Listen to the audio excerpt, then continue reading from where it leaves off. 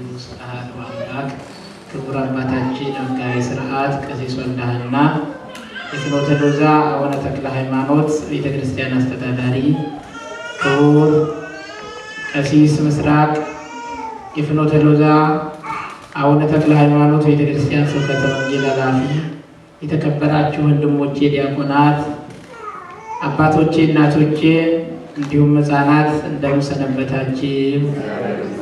እንደምን ሰነበታችሁ? አሁን ከሰዓት ድካም ተሰማችሁ መሰለኝ። እንደምን ሰነበታችሁ? እስቲ ወንዶች ብቻ እንደምን ሰነበታችሁ?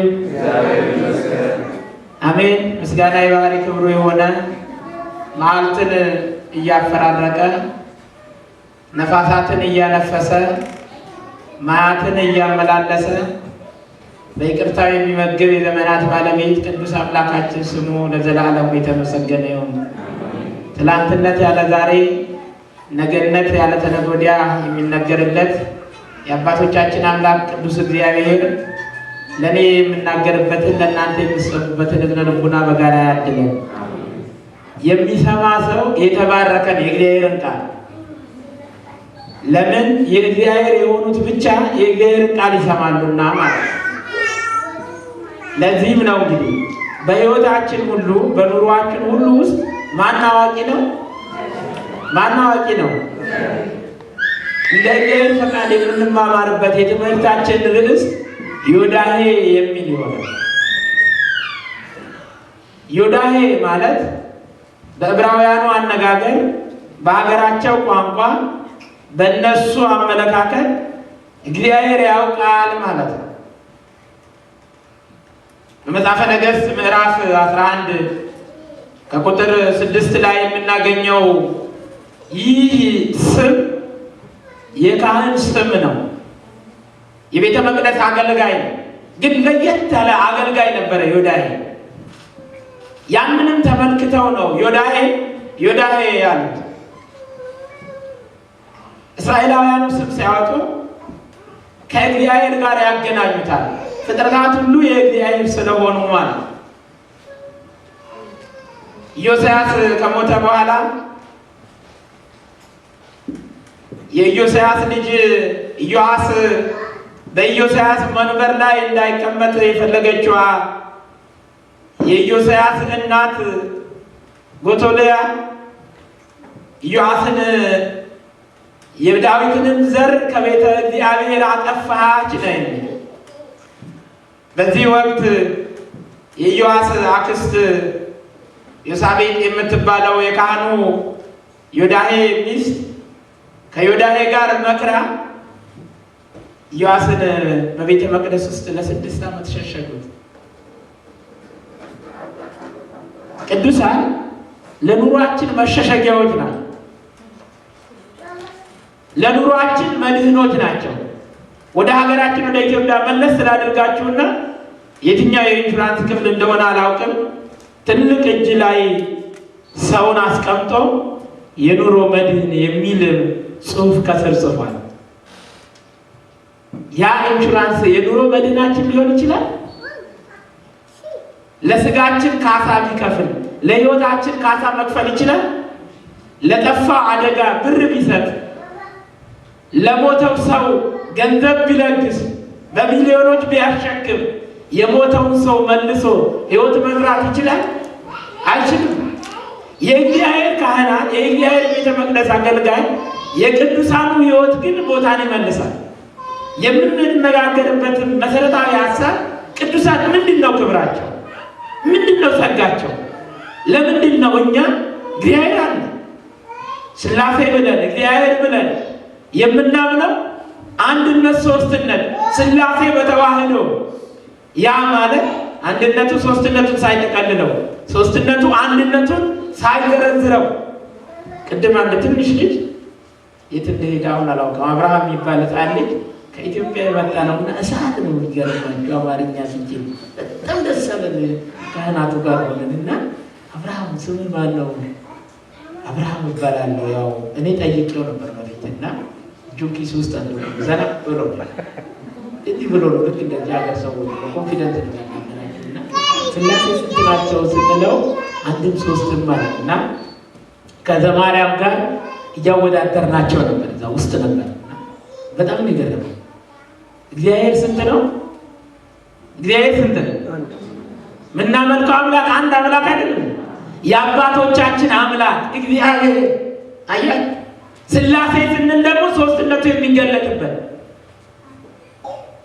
ሶስትነቱን በአንድነት አንድነቱን በሶስትነት የሚገልጥ የዘመናት ባለቤት እግዚአብሔር ያውቃል ማለት ትልቅ ነገር ነው። በኑሯችን ውስጥ እግዚአብሔር ያውቃል። የዚህ ሀገር ስራ አያስተማምንም አይደል?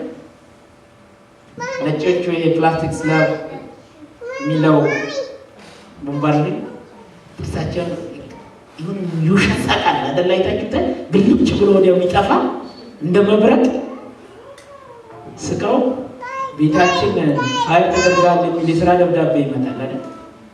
መድህን የለንም። ለምንሰራው ስራ ምንም ማረጋገጫ የለንም። ላለንበት ኢንሹራንስ ከመገጨቱ በፊት ብዙ ነገር ይወራልናል። ብዙ ነገር ከበር እንደሚያደርግ ከአክሲደንት በኋላ ግን ታሪኩ ሌላ ነው። እዚህም ሀገር ቢሆን ወደ ሐኪም ቤት ሄደን ሐኪሞቹ የሚነግሩን የመዳን ተስፋ እኛ ከምናስበው በላይ ነው። ሳይነኩን ሁሉ የምንድን ነው የሚመስለን። ታክመን ከወጣን በኋላ ግን ሌላ ችግር አለ። ለኩላሊት የሰጡን መድኃኒት ጉበታችንን ይመታዋል። ለጨጓራ የሰጡን መድኃኒት አእምሯችንን ያዛባዋል። እግዚአብሔር ግን ቸር ነው። እግዚአብሔር ያውቃል ማለት ግን ትልቅ ነገር ነው። የሰው እውቀቱ ገደብ ወሰን አለው። እግዚአብሔር ሲያውቅ ገደብና ወሰን አለው። እግዚአብሔር ወደዚህ ከመምጣታችን በፊት ይህ ቦታ የኛ እንደሆነ ያውቃል አያውቅም? ይህን ቦታ ለእኛ ማዘጋጀቱ ለእግዚአብሔር የቤት ስራው ነበረ። በኑሯችሁ ውስጥ፣ በህይወታችሁ ውስጥ፣ በአገልግሎታችሁ ውስጥ የቅዱሳኑ አምላክ እግዚአብሔር ያውቃል በሉ። ኢዮአስ በዛ በቤተ መቅደሱ ውስጥ ሲሸሽጉት፣ ዮሳቤት ስታኖረው፣ ካህኑ ዮዳሄ ሲሰውረው ቤተ መቅደስ መሸሸጊያ ነበረች። ለእኛ መሸሸጊያችን ቤተ መቅደስ መቆያችን፣ ለልጆቻችሁ ቋንቋችሁን እንኳን የምታተርፉበት ነው። ኢትዮጵያዊነትን፣ ስነ ምግባርን፣ ፍቅርን፣ አብሮ መብላት መጠጣትን፣ ተስፋን፣ አለኝታን ነገ የተሻለ ቀን ነው። እግዚአብሔር ነገን ከዚህ የተሻለ አድርጎ አስቦና አሳምሮ ይሰራዋል። መንጋት በሱ ነው፣ መምሸት በሱ ነው፣ መውጣት በሱ ነው፣ መግባት በሱ ነው። ተስፋ ማድረግ ተስፋ የሰጣቸው ቅዱሳኑን ነው። ዮዳሄ የእግዚአብሔር ሰው ስለነበረ አያቱ ለቦታው ብላ ታስገድለው ዘንድ ብዙ አሰሳ ያደረገችበትን ሕፃኑን ቤተ መቅደስ ውስጥ ሰወረው። አየ ልጆቻችሁን ለተስፋ ማቆየት ከፈለጋችሁ አሁን መሰወሪያ ቦታ እግዚአብሔር ሰጥቶናል። ከዚህ በኋላ እግዚአብሔር ያውቃል ማለት ያስፈልጋል። ከዚህ በኋላ ሰንበት ትምህርት ቤት የሕፃናት ፕሮግራም ማዘጋጀት ይኖርበታል። የነ አቡነ ተክለ ሃይማኖትን ገድል የሚያስነግር የነ አቡነ ተክለ ሃይማኖትን ታሪክ የሚያወሳ የነ አቡነ ተክለ ሃይማኖትን የጸጋ አማልክት መሆን የሚናገር ልጅ ለመፍጠር ቤተ መቅደስ ውስጥ ማሳደግ ያስፈልጋል። ከካህናቱ ጋር እንዲውሉ ካህናቸው ማን እንደሆነ፣ ዲያቆናቸው ማን እንደሆነ፣ የሚታጠነው ዕጣን ለምን እንደሆነ፣ የሚጸለየው ጸሎት ወዴት እንደሆነ፣ የምናሳርገው መስዋዕት የማን እንደሆነ፣ ምን እንደምንፈልግ መሸሸጊያቸው ቤተ መቅደስ መሆኑ ልንነግራቸው ያስፈልጋል። ዮሳቤት ዮዳሄ እግዚአብሔር ያውቃል እግዚአብሔር ይሰራል ብላ ለ6 ዓመት ሸሸገችው። መጨረሻ ላይ ግን ዮዳሄ ካህኑ ቀባውና በንግስና ወንበር ላይ አስቀመጠው። ህዝቡ ተሰብስቦ የዳዊት ቤት ወንበር ተመለሰ። እግዚአብሔር ለእኛ ኃይልን አደረገ፣ ብርታትን ሰጠ ብሎ እልል ሲል ያቺ ክፉ ሴት ጎቶልያ ስትወጣ እስራኤላውያን ሊገሏት ፈለጉ። ቤተ መቅደሱ መሃል ካህኑ ዮዳሄ ማን ያውቃል አላቸው። እግዚአብሔር ያውቃል፣ የሰው ደም እናፈስ ዘንድ አይገባንም፣ ይዛችኋት ውጡ። ጎቶልያ ገደሏት፣ ከተማ አውጥተው። ጎቶልያ በመጽሐፍ ቅዱሳችን ትርጓሜ ኃጢአት ናት። ጎቶልያ ክፉ ምኞት፣ ጎቶልያ ዝሙት፣ ጎቶልያ እግዚአብሔርን አለመውደድ፣ ዛሬ ልንገል የሚያስፈልገን ከውስጣችን ልናጠፋው የሚያስፈልግ ያንን ክፉ ሐሳብ ወቶሊያ በቅዱሳኑ አለማመን እግዚአብሔር ቸር ነው በቅዱሳኑ በነዮዳሄ ላይ አድሮ ስራ ይሰራል ብሎ እግዚአብሔርን ተስፋ አድርጎ አለመኖር ክፉ ህሊና ነው። አየው ዛሬ ልንገል የሚያስፈልገን ጠላታችን ዲያብሎስ ነው፣ ሰው አይደለም። ልናሳድደው የሚያስፈልገን ጠላታችን ክፉ ሐሳብ ምቀኝነት ነው፣ ቅናት ነው። ዛሬ ከውስጣችን ልናጠፋው የሚያስፈልገን ተስፋ መቁረጥ ነው። ሰይጣን ሁሌ ተስፋ በፊታችን አይሰልም። ማይታችሁ ከሆነ እየነዳ የ2015 መኪና እየነዳ የ2019 ያሳየናል። አያችሁ ሰይጣን ክፉ ነው።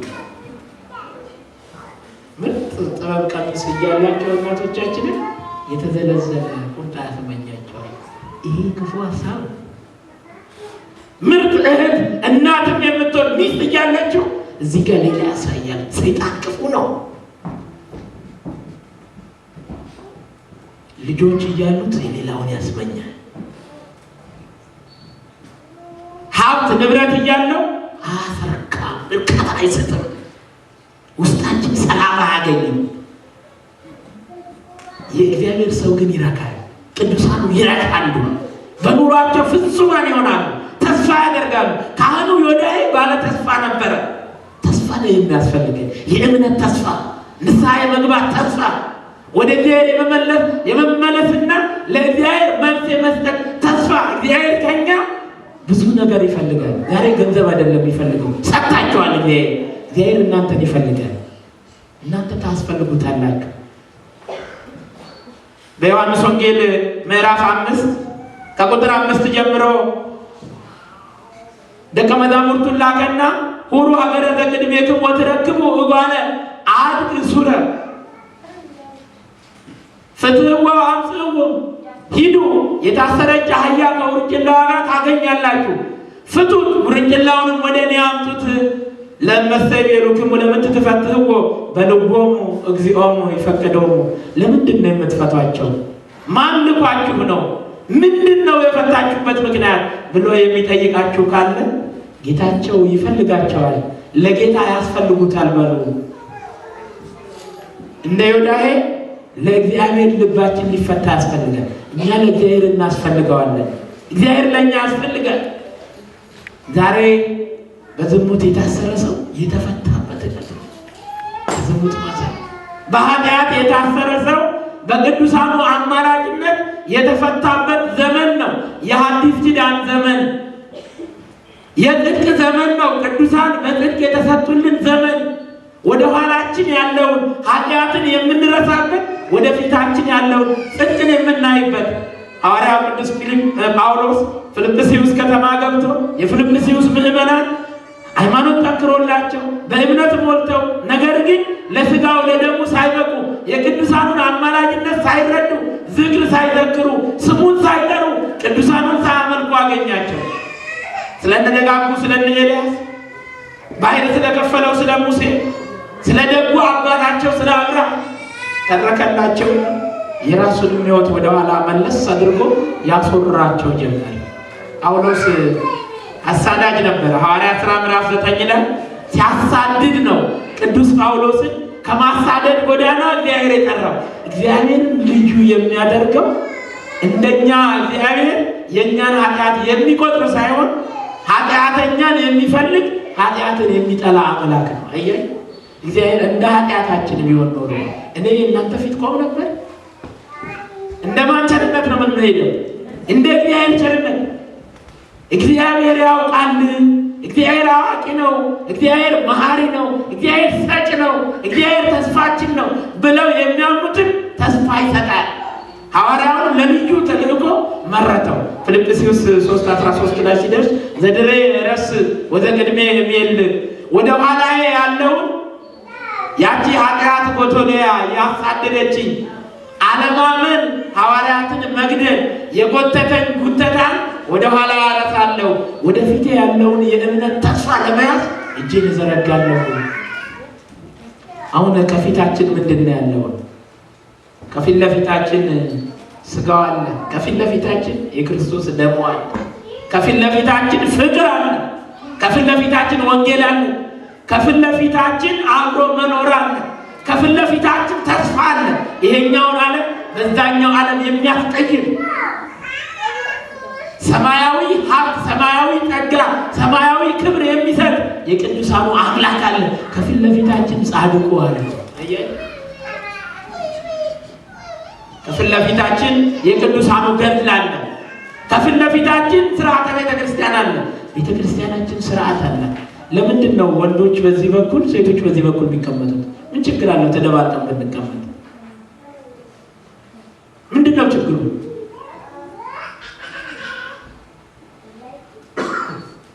ችግር አለ? ስርዓት ነው። አያችሁ፣ ድንበር ነው። ሰው ስለተማረ ወንዶች በዚህ በኩል ሴቶች በዚህ በኩል እንደሚቀመጡ ያውቃል። በፊቱ ያለውን የእግዚአብሔርን መንግስት ለመውረስ ወንድየው ሴቷን በቀኝ በኩሉ ሴቲቷ ደግሞ ከወንድየው በግራ መፈጠሯን ወንዱን በግራ በኩሏ ታያዋለች። ሌላው ደግሞ ፊትና ኋላ ቀኝና ግራ እንዳይኖር ወንዱም በዚህ በኩል እኩል ሴቲቷም እኩል ናት። ፍጹም ነፃነትን እኩልነትን ያከበረች ብትኖር ኢትዮጵያ ኦርቶዶክስ ተዋሕዶ ቤተክርስቲያን ናት።